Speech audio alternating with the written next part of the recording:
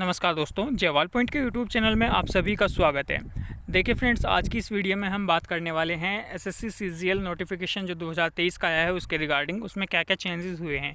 ठीक है दोस्तों, चैनल पर नए हैं तो चैनल को सब्सक्राइब जरूर करिएगा और वीडियो को ज़्यादा से ज़्यादा शेयर जरूर कीजिएगा। ठीक है दोस्तों, चलिए बात करते हैं। देखिए इस बार क्या चेंजेस हुए हैं।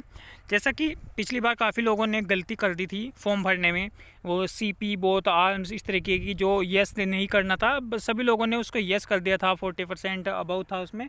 और इस बार भी काफ़ी लोग जो हैं गलतियां कर रहे हैं, तो गलती से बचिएगा और ध्यान से फॉर्म को फिल कीजिएगा। अभी भी अगर मान लीजिए आपने अपने फॉर्म में कोई गलती कर दिया, आपने फॉर्म भर दिया है, तो उसको आप दोबारा से जो है सही करा सकते हैं। उसमें आपका 200 रुपये का चार्ज लगेगा। दोबारा जो है विंडो फॉर्म खुलेंगे आपके, ये भी आप इसमें चेक कर लीजिएगा कौन सी डेट को है। ठीक है दोस्तों, अगर गलती हो चुकी है तो अभी भी आपके पास चांस है, आप घबराइएगा मत। ठीक है, चलिए बात कर लेते हैं। अब देखिए पहला जो है ये पॉइंट सबसे ज़्यादा मेन पॉइंट है। 7.1 2 3 4 5 ये सब जो है हैंडीकैप के लिए ही दिए गए हैं। इसमें बात करी गई है कंपनसेटरी टाइम, यानी कि 20 मिनट एक्स्ट्रा, और साथ ही साथ आपका असिस्टेंट ऑफ स्क्राइब की बात की गई है इसमें। और स्क्राइब जो है एक बहुत ही ज़्यादा ठीक है, लेकिन कुछ लोगों के लिए बहुत ही गलत है। देखिए स्क्राइब वालों के लिए एक अलग प्रोसेस होना चाहिए जहाँ तक मैं कहूँ, और बिना स्क्राइब वालों के लिए अलग होना चाहिए। मान लीजिए यार कोई भी व्यक्ति है, वो वन हैंड से प्रॉब्लम में है, तो वो पढ़ तो रहा है, वो जीके के क्वेश्चन भी पढ़ रहा है, वो बाकी सारे पढ़ रहा है, कम से उसका माइंड चल रहा है। यानी कि अगर वो क्लास में बैठेगा तो वो उन क्वेश्चनों को कर देगा। और जैसे ये प्रोसेस है, मान लीजिए ये आपका ग्रेजुएशन पर फॉर्म है, तो इसमें आप 12th वाले को लेकर के जा सकते हो। यानी कि 12th वाला एक तरीके से पढ़ा लिखा है। काफ़ी स्टूडेंट ऐसे हैं जो 12th को पास नहीं कर सकते, काफ़ी का बहुत ज़्यादा ऐसे स्टूडेंट हैं जो कि CHSL के पेपर को पास नहीं कर सकते, CGL के पेपर को पास कर देते हैं। तो अगर आप इसमें 12th वाले को बैठाओगे तो ज़रूरी वो भी कहीं ना कहीं पढ़ा लिखा है और वो भी तैयारी कर रहा होगा, ऐसे स्टूडेंट को भी लेकर के जाते हैं लोग। ये एक कहने की बात है, ये एक बिल्कुल अलग बात है। वही बात है जो काफ़ी चीज़ें होती हैं, जैसे कि हर जगह की दिखाया कुछ जाता है, होता कुछ है। ठीक है, तो यही बात है, लोग पढ़े लिखे और सही जो तैयारी कर रहे हैं, टीचर्स वगैरह, उन सब को लेकर के जाते हैं स्क्राइब में। ठीक है, और स्क्राइब जो है उन लोगों के लिए बेनिफिट है जो कहीं ना कहीं तैयारी कर रहे हैं और उनको राइटिंग में दिक्कत है और वो पढ़ सकते हैं अच्छी तरीके से। जैसे ब्लाइंड है, चलो उनको ज़रूरत है, उनको ज़्यादा नीड है, वो ज़्यादा नहीं पढ़ सकते, लेकिन जिनको हैंड में प्रॉब्लम है वो अच्छी तरीके से तैयारी भी करते हैं और साथ में एक ऐसे हेल्पर को भी लेकर के चले जाते हैं जो और ज़्यादा वो क्वेश्चन अटैम्प्ट कर सकते हैं। चलिए उनके बारे में भी लास्ट में और डिटेल में बात करेंगे थोड़ी। अभी देख लीजिए, बात करते हैं 7.1। In case of person with benchmark disability in the category of blindness, locomotor disability, both arm affected and cerebral palsy। यहाँ तक देखिए, एक तो आपका ब्लाइंडनेस, एक बोथ आर्म अफेक्टेड और सेरेब्रल पाल्सी। इन तीनों के बारे में बता दूं आपको। ब्लाइंडनेस का तो आपको पता ही होगा कि जो व्यक्ति बिल्कुल नहीं देख सकता उसको ब्लाइंडनेस बोलेंगे। ठीक है, बोथ आर्म अफेक्टेड यानी कि जिसके दोनों हैंड में प्रॉब्लम है वो, और सेरेब्रल पाल्सी जिसको कहीं ना कहीं माइंड में दिक्कत है, आपने कई बार देखे भी होंगे। इनका एक अलग ही सर्टिफिकेट होता है सेरेब्रल पाल्सी का, इसलिए आप जो है सेरेब्रल पाल्सी पर कभी भी येस मत कीजिएगा अगर आपके पास सर्टिफिकेट में सेरेब्रल पाल्सी नहीं है, सेरेब्रल पाल्सी नहीं लिखा हुआ है, आपके पास सेरेब्रल पाल्सी का सर्टिफिकेट नहीं है। तो लिखा हुआ है आगे, the facility of scribe is provide if desired bye the candidate. अगर कैंडिडेट को इसकी ज़रूरत है तो वो स्क्राइब जरूर लें। ठीक है दोस्तों, तो ऐसे लोगों को 20 मिनट एक्स्ट्रा मिलेंगे, प्लस में स्क्राइब जरूर मिलेगा। वो स्क्राइब आप SSC की तरफ से ले सकते हैं, वो स्क्राइब आप खुद का लेकर के जा सकते हैं। चलिए आगे बात कर लेते हैं। In the case of remaining categories of person with benchmark disability PWBD the provision of scribe will be provide on production of certificate eight the time. जिस टाइम आप जो है एग्ज़ाम देने के लिए जाएंगे, आपके पास एक सर्टिफिकेट होना चाहिए जो कि एक physical limitation to the write, जो को आपको लिखने में कहीं ना कहीं दिक्कत है। Scribe is essential to write examination on behalf. आप जो है, आपको स्क्राइब की ज़रूरत है, आपको ज़रूरी है, आपके लिए आपका राइटिंग में अफेक्टेड है। और वो जो है मेडिकल, आपका जो चीफ में CMO है, chief medical officer, civil surgeon, medical superintendent of government health care institution as per proforma at annexure 1। आपको एनेक्चर 1 बनवा करके ले जाना है, जो कि एनेक्चर 1 आपको इस PDF के माध्यम से आपको मिल जाएगा। जो SSC CGL का नोटिफिकेशन है उसमें आप नीचे जाओगे तो आपको काफ़ी सारे एनेक्चर मिलेंगे, उस एनेक्चर में आपको एक एनेक्चर 1 भी मिल जाएगा। ठीक है दोस्तों, तो ये एनेक्चर 1 आप डाउनलोड कर सकते हैं। आप गूगल पे जा करके SSC CGL नोटिफिकेशन 2023 डाउनलोड कर सकते हैं। सर्च करेंगे तो आपके सामने जो है CGL का नोटिफिकेशन आ जाएगा, उसको आप डाउनलोड कर लेंगे और एनेक्चर आप निकलवा लेंगे किसी से भी। ठीक है दोस्तों, तो एनेक्चर 1 आप जो है निकाल सकते हैं इस तरीके से। चलिए बात कर लेते हैं। देखिए 7.3 नया पॉइंट जुड़ा हुआ है। The faculty of scribe will be provided to PWD candidate having disability less than 40% and having difficulty in writing in presence to OM number 26/6/2019 DD3 date 10/8/2022 issued by Department of Empowerment of Person with Disability। यानी कि इसको अभी कहीं ना कहीं एक empowerment person with disability ने ही जारी किया है, जो कि 10/8/2022 को इशू हुआ है। Ministry of social justice and empowerment the facility will be provide on production of certificate as per 1A। यानी कि जिनका 40% से कम है वो लोग कौन सा एनेक्शर बनवाएंगे, एनेक्शर 1A। ठीक है दोस्तों, यानी कि जिनको 40% से कम है और वो कहीं ना कहीं राइटिंग में दिक्कत है उनको, तो उनके लिए जो है अब क्या करेंगे, एनेक्शर 1A बनवाया जाएगा और इसे लेकर के आपको जाना है। अब देखिए 40% में से कम है तो इसका मतलब कहीं ना कहीं उन लोगों को जो भी राइटिंग में किसी की फिंगर वगैरह कटी हुई है वो लोग ही आपको ज़्यादातर मिलेंगे, और ऐसे लोग मिलेंगे जो कि विजुअली हैंडीकैप है और सही तरीके से बिल ज़्यादा भी नहीं है लेकिन उनको 40% से कम है, तो वो लोग भी स्क्राइब का ज़रूर यूज़ करेंगे जो 40% से कम है।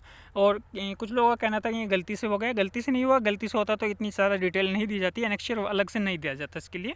तो एनेक्शर 1A जो है वो 40% से कम लोगों के लिए है। आगे देखिए 7.4 में लिखा हुआ है the facility of scribe Pasteur rigid will be provide by the PWD candidate only if has opted for the same in the application online application form.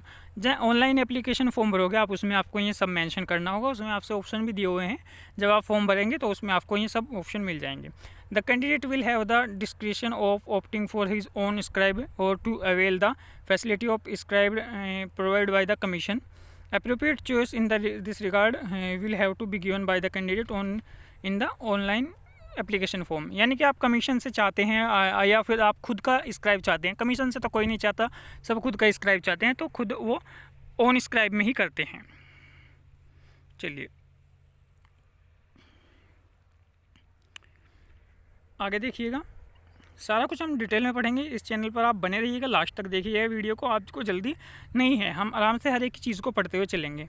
In case the candidate opts for his own scribe the qualification of scribe should be 1 step below the qualification of the candidate taking the exam. यानी कि एक step कम होनी चाहिए। जैसे CHSL का exam देंगे 12th base पर है, तो उसकी जो आपके साथ स्क्राइब जा रहा है उसकी क्वालिफिकेशन 10th पास होनी चाहिए। ठीक है दोस्तों, मान लीजिए कोई ऐसा कैंडिडेट है जो 10th पास है, अगर वो तैयारी कर रहा है तो उसकी क्वालिफिकेशन का पता ही चल जाएगा, नहीं तैयारी कर रहा है तो कुछ ना कुछ नॉलेज तो काफ़ी लोगों को होती है और वो तैयारी कर सकता है। ठीक है, आगे चलिए। The candidate with benchmark disability PWBD opting for on scribe shall be required to submit details of on scribe at the time of examination as per proforma annexure second. The candidate, ये सब pro forma आपको लेकर के जाना है, annexure second भी आपको बनवाना है इसमें। The candidate with disability PWD eligible for scribe as per para 7.3 above and opting for on scribe shall be required to submit details of on scribe at the time of examination as per format annexure second day. In addition, the scribe has to produce a valid ID proof as per list given at para 14.7 in original eight the time of examination. ये ID proof वगैरह आपको लेकर के जानी है, ये 14.7 में आपको मिल जाएंगी, आधार कार्ड, पैन कार्ड, ये सब।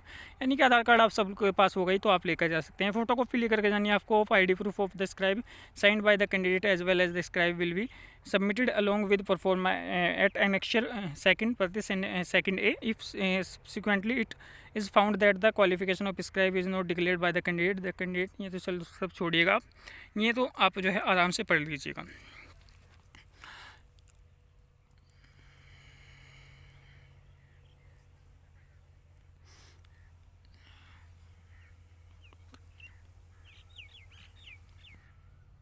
देखिए 7.A पर चलिएगा। Compensatory time of the 20 minute as per examination will be provided to the person who are allowed use scribe as पारा नंबर 7.2 7.3 इन सब पर अगर आप येस कर देते हैं तो आपको 20 मिनट एक्स्ट्रा मिल जाएंगे। ठीक है दोस्तों, the candidate referred eight para 7.1 7.2 and 7.3 above who are eligible for use of scribe but not availing facility of scribe also be given compensatory time of 20 minute as per of examination।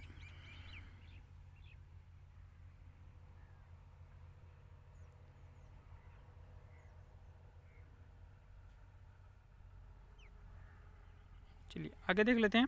No attendant other than the scribe for eligible candidate will be sued. ये सब आप जो है आराम से पढ़ लीजिएगा, इनको ज़्यादा डिटेल में नहीं है। चलिए देखिए अब थोड़ी सी हम बात कर लेते हैं और क्या है इसमें जो नई चीज़ दी गई है वो 7.3 दिया गया है।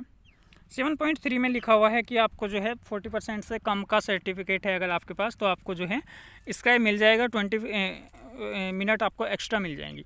अब देखिए दोस्तों दो बात हैं, अगर ये 40% से कम को भी पीडब्ल्यूडी कैंडिडेट में ही शामिल करेंगे तो ये एक पीडब्ल्यूडी कैंडिडेट के लिए बहुत बड़ा झटका है, जिसमें कि कट ऑफ बहुत ज़्यादा हाई जाने के पूरे चांसेस रहेंगे। और साथ ही साथ नुकसान जो बड़ा होगा वो लैग कैंडिडेट्स को होगा या उन कैंडिडेट को होगा 1 आवर में जो लोग स्क्राइब या इस तरीके से यूज़ नहीं करते, जो खुद से अपने आप से इतने मतलब सफिशेंट है कि वो राइटिंग कर सकते हैं और वो खुद अपना एग्ज़ाम देते हैं, उनको ज़रूरत नहीं होती स्क्राइब वगैरह की। ठीक है दोस्तों, तो उन लोगों के लिए भी ये झटका है। और सबसे बड़ी बात बहुत लैग और 1 लैग वालों को तो काफ़ी इसमें नुकसान है ही अगर ऐसा होता है, अगर ये लोग 40% से कम लोगों को डिसेबिलिटी कैटेगरी में ही शामिल करते हैं।